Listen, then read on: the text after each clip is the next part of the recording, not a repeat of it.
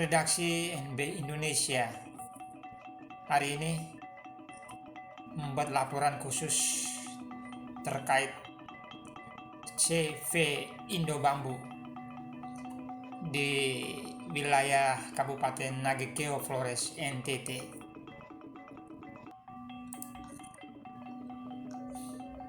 Pemerintah Kabupaten Nagekeo Flores,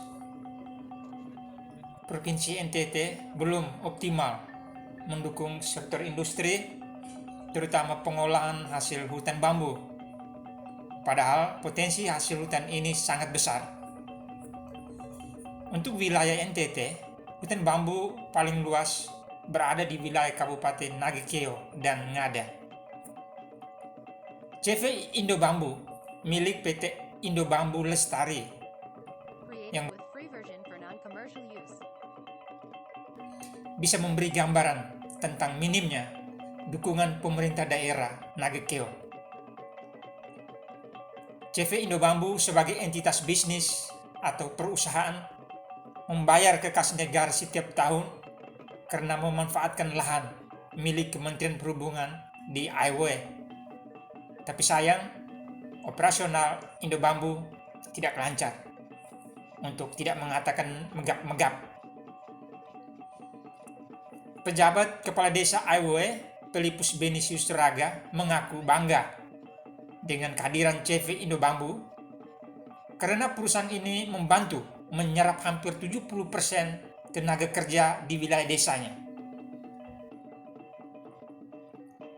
Meski saat ini Indobambu belum optimal beroperasi, tapi kehadirannya telah memberi manfaat ekonomi bagi masyarakat saya, dan saya wajib untuk mendukung Indobambu, ujar Beni Raga kepada redaksi NB Indonesia kemarin, Kamis 17 Desember 2020. CV Indobambu saat ini mempekerjakan sekitar 80 karyawan. Namun tahun ini tidak beroperasi akibat wabah virus corona COVID-19. Setelah mendapat dukungan dari pemerintah pusat, dalam hal ini Kementerian Lingkungan Hidup dan Kehutanan, CV Indobambu akan kembali beroperasi pada Januari 2021 nanti. Indobambu belum untung besar walau sudah beroperasi sejak 2011. Semoga bisa untung setelah beroperasi hingga 15 tahun. Dan kita akan buat MOU untuk skema-skema kemitraan. Berharap Indobambu tetap berada di IW. Bambu mungkin akan bangun pabrik utama di Ngada, pinta Beni Raga. Dia menambahkan bahwa pengabdian Indobambu kepada masyarakat IW sangat baik, dan masyarakat pun mendukung dengan menciptakan situasi normal bagi eksistensi Indobambu selama ini. Kita bangga karena akhirnya IW masuk dalam litbang pemerintah pusat berkat kehadiran Indobambu, ujar Beni Raga. Tentu MOU-nya kementerian jalan dengan perusahaan, kurang tahu ya. Oke. Hanya Bupati dalam Kementerian Keo, dalam akhirnya itu dia mengatakan begini dalam kata akhirnya, dia harus tetap berharap bahwa Indobambu eksis. Iya. Eksis itu karena bagi Kementerian Keo bahwa proses Indobambu ini kan cukup banyak menyerap tenaga kerja masyarakat Keo. Iya. Kenapa tenaga IW kan lumayan, karena 70% lah. Iya. Jadi Bupati merasa bahwa keberadaan Indobambu ini kan memberikan akses ekonomi ke masyarakat. Saya di IW ini serapan tenaga IW kan lumayan, karena 70% lah. Iya. Jadi Bupati merasa bahwa keberadaan Indobambu ini kan memberikan akses ekonomi ke masyarakat. Saya kebetulan juga ini masyarakat saya mendapat serapan, saya tentu wajib mengakomodir strategi penerimaan kemarin. Iya. Bupati Nagekeo kita berharap bahwa kegiatan perbuatan Indobambu ini secara jadi bisa juga melahirkan namanya komitmen perusahaan, dia memberikan keterampilan pendidikan kepada masyarakat. Iya. Adakah produk-produk lain yang bisa melahirkan pendidikan masyarakat, keterampilan anyaman, itu mendukung kinerja perusahaan, itu penting juga. Iya sih. Iya. stabilitas moral, stabilitas keamanan, supaya perusahaan itu hadir dia masih nyaman. Iya. Baru kemudian jangka panjang kita mengharapkan dampaknya. Sudah jelas kok. Perusahaan ini kan sudah ada perusahaan yang mengangkat ekonomi rakyat, dia bukan perusahaan yang apa? Iya. Kerja rakyat, mempekerjakan antara rakyat, Betul. itu kan bagus. Iya. Cuma kalau lihat itu mestinya Ferdinand siap lahan. Iya, iya. Kalau saya lihat dalam tamu dan bupati ada live streaming itu kan saya lihat beliau itu bis statusnya pasti dengan Indo Bambu manajer mau cari lahan alternatif itu bupati bisa cari lahan alternatif. Bambu itu kan kalau kemarin bupati bilang bahwa Indo Bambu itu masuk nada itu karena pesan strategi politik dari awal di Bupati Ngada. Oke. Yang selanjutnya Bupati Ngada ini kemudian di Bupati Nagekeo. Iya. Nah, kamu terbakti Bupati kemarin dia bilang Nagekeo itu kan anak kandung dari Bupati Ngada. Iya.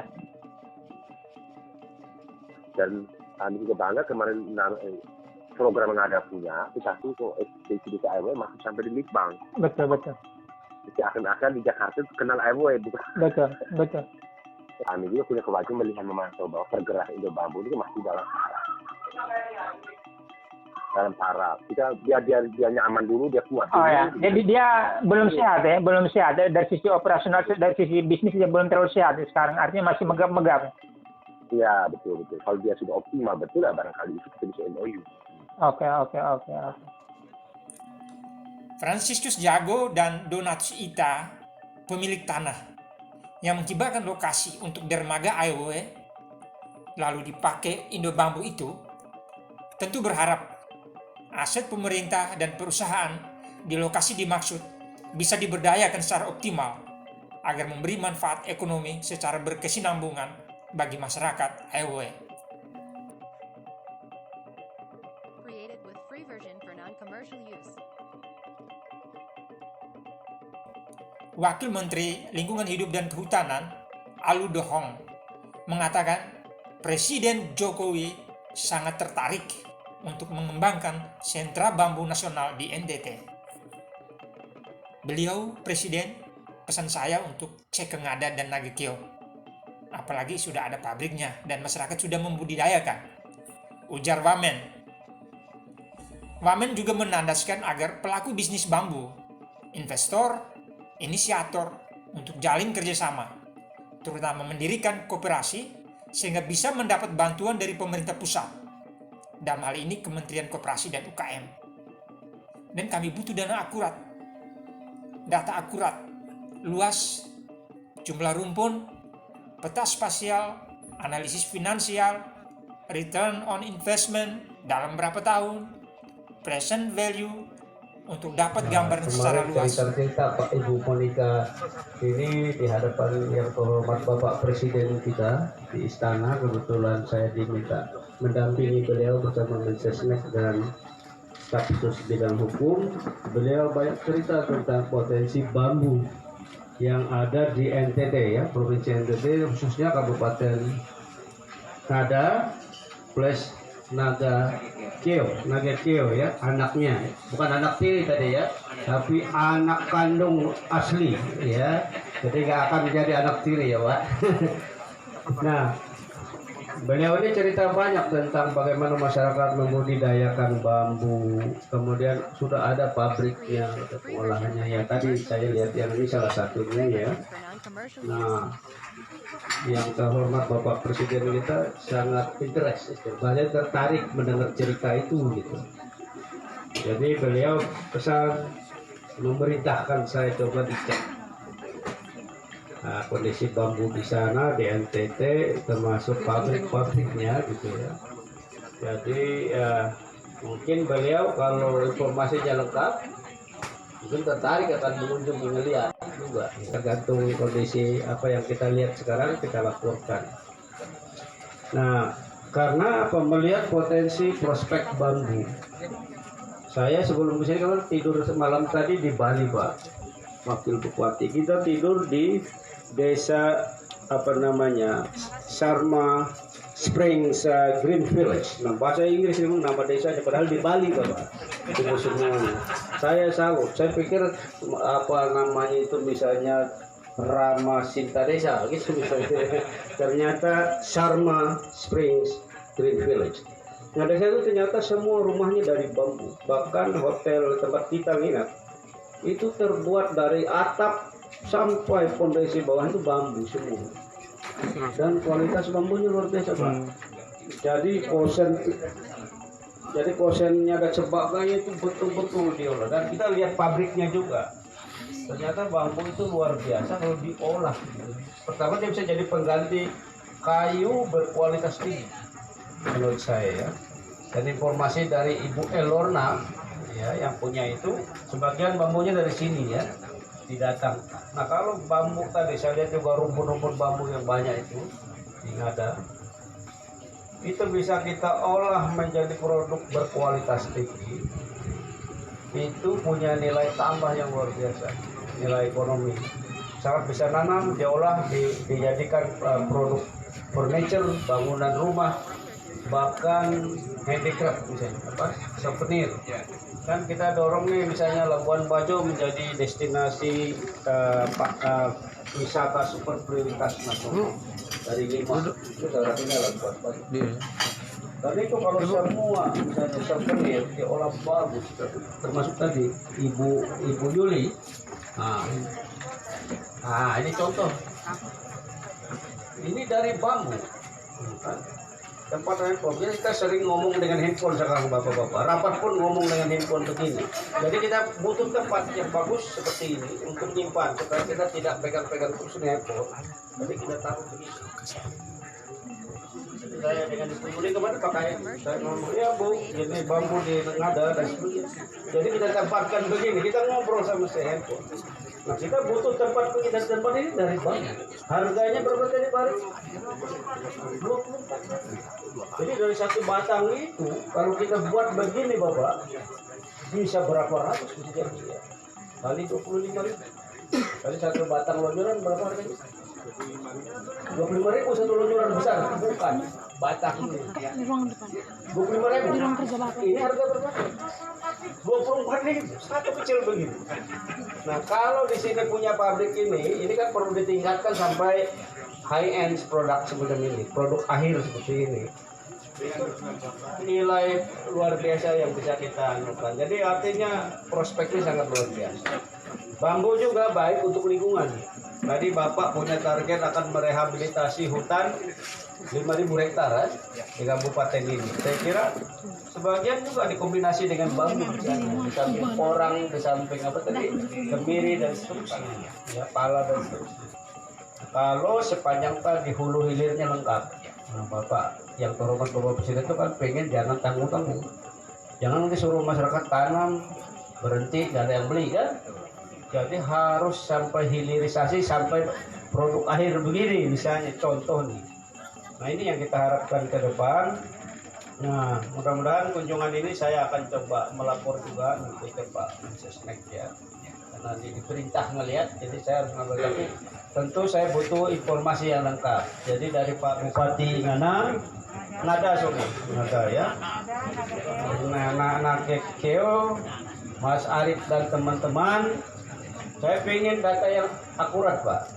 Kan berapa misalnya luasannya berapa hektar, berapa jumlah rumpunnya, peta secara spasialnya di mana, dan seterusnya, berapa rencana strategi untuk penanaman dan sebagainya. Kan akan butuh. Bahkan analisis finansialnya dibutuhkan. Tapi ada yang bicara return on investmentnya berapa tahun, net present value-nya berapa, yang seterusnya. Analisis keekonomiannya dari hulunya sampai ekonomi hilirnya kayak gini.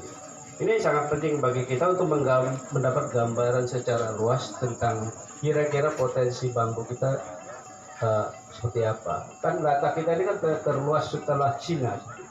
Data terakhir saya baca tuh tahun 2016 secara nasional kita tuh memiliki 2,02 juta hektar bambu se-Indonesia. Tapi informasinya kan turun ya. Nah, kita berdoa saja NTT bisa menjadi sentra bambu nasional. ya, mulai dari penanaman sampai hilirnya. Kemarin kita rapat virtual juga Pak Teten Mas Duki, Menteri Koperasi UMKM, berjanji juga bantu kalau bisa dibuat dalam bentuk koperasinya nanti, katanya Pak Kalau ya bisa membantu permodalan dan seterusnya. Jadi kita akan dalang. Kalau KLHK perannya memang tentu kita menyediakan misalnya bagian hulu lahannya, seperti kalau ada masuk kawasan hutan yang bisa kita budidaya bambu dengan sistem misalnya perhutanan sosial. Bisa kita tawarkan macam-macam skema hutan perhutanan sosial. Terus juga lewat BPDAS dan seterusnya ya, program rehab das dan seterusnya kalau memang di sini ada dasnya ya, dan seterusnya. Jadi itu yang kita, jadi memang ini kerjasama lintas KL ya, lintas pelaku, dan ini mereka sudah menjadi inovator, inisiator, saya kira yang bagus. Tinggal bagaimana kita memolesnya, men-scale up-nya. Nah, tadi Pak Arief bilang kalau mau tiap desa seperti ini punya, kan harus analisis dari supply bahan bakunya cukup nggak ada tiap desa. Berapa sih kebutuhan minimum, threshold minimum ya. Misalnya kebun berapa rumpun, kalau kapasitas pabrik begini. Jangan-jangan nanti kita bangun tiap desa, bahan bakunya kagak ada.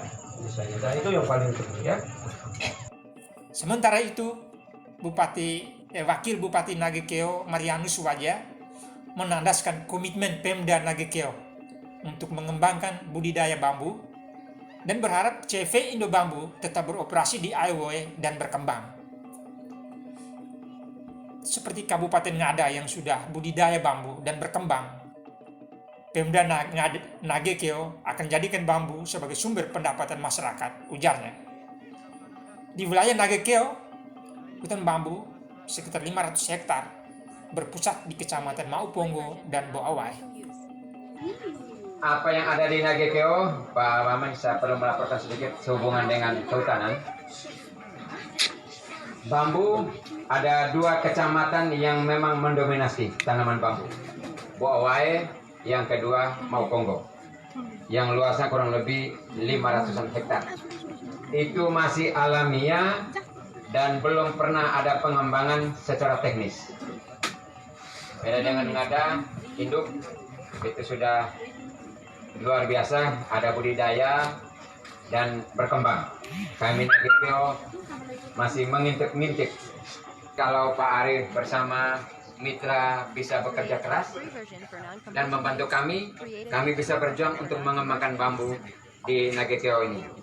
Sebagai anak kandung Ngada, kami juga merespon kalau potensi bambu itu memberikan ruang bagi kami untuk bisa meningkatkan pendapatan masyarakat kami. Pak Wamen pesan tadi saat biasa yang kami bilang menyapa Pak Wamen itu, Pak Wamen datang menyapa kaum miskin Papa. Kehadiran Pak Wamen itu memberikan spirit sehingga kami di sini bisa berupaya secara mandiri. Kami mengharapkan CV Indo Bambu ini sungguh tetap berada di sini dan berkembang. Walaupun ini areanya miliknya Direktorat Jenderal Perhubungan Laut, dan mengembangkan di sini tidak masalah. Kita welcome. Arif Amir Rabik, Presiden Direktur Yayasan Bambu Lestari, menjelaskan bahwa mengacu pada program 1000 Desa Bambu, Indo Bambu akan hadir di setiap desa sebagai satu sistem. Selama ini, rantai persediaan atau supply batang bambu berukuran 5-5,5 produk setengah jadi CV Indo Bambu, kata Arif, dikirim ke Bali, dan kapasitas produksi mesin saat ini mencapai 10 ton per 8 jam. Aloysius Bate, manajer pelaksana CV Indo Bambu, juga mengatakan produk Indo Bambu diminati investor dari Amerika.